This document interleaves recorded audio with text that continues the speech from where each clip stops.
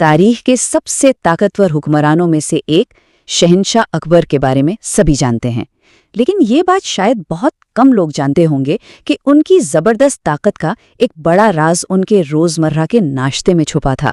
تو آئیے آج اسی راز سے پردہ اٹھاتے ہیں۔ تو آخر وہ راز تھا کیا؟ کیا یہ ان کی بے حساب دولت تھی؟ یا پھر ان کی وہ فوج جسے کوئی ہرا نہیں سکتا تھا؟ نہیں، حقیقت تو اس سے کہیں زیادہ دلچسپ اور حیران کرنے والی ہے، اور اس کا تعلق، جیسا کہ ہم نے کہا، ان کے ناشتے سے ہے۔ جی ہاں، جواب کسی مہنگے خزانے یا نایاب ہتھیار میں نہیں، بلکہ شہنشاہ کے روزمرہ کے ناشتے میں پوشیدہ تھا۔ ایک ایسا ناشتہ جو دیکھنے میں آپ یقین نہیں کریں گے، حیران کن حد تک سادہ تھا۔ دیکھیں پرانی کتابوں میں اس کے بارے میں کیا لکھا ہے۔ دیکھنے میں معمولی مگر فائدوں میں بے مثال، مطلب ظاہر میں عام سی چیز لیکن اثر میں ایسی کہ جس کا کوئی مقابلہ ہی نہیں۔ یہی تو اس کہانی کی سب سے دلچسپ بات ہے۔ ذرا اس فرق کو دیکھیے، ایک طرف ایک عظیم، طاقتور اور شاہی شہنشاہ، اور دوسری طرف اس کا ناشتہ بالکل معمولی اور سادہ سا۔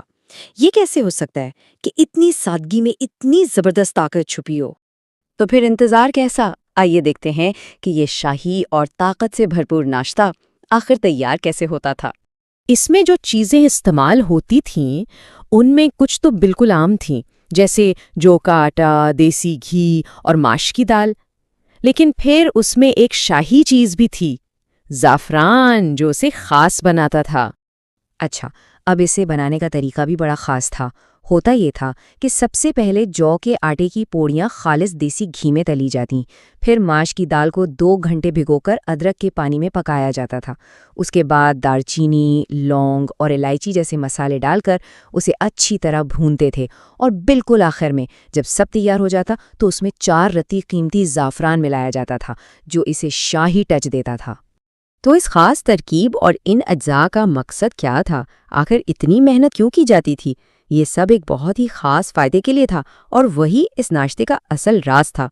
تاریخی کتابوں کے مطابق اس کا سب سے بڑا فائدہ یہ تھا کہ یہ قوت با میں زبردست اضافہ کرتا ہے، یعنی یہ جسمانی اور مردانہ طاقت کو بے پناہ بڑھاتا تھا۔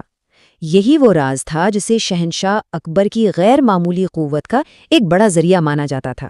اور بات صرف یہیں ختم نہیں ہوتی۔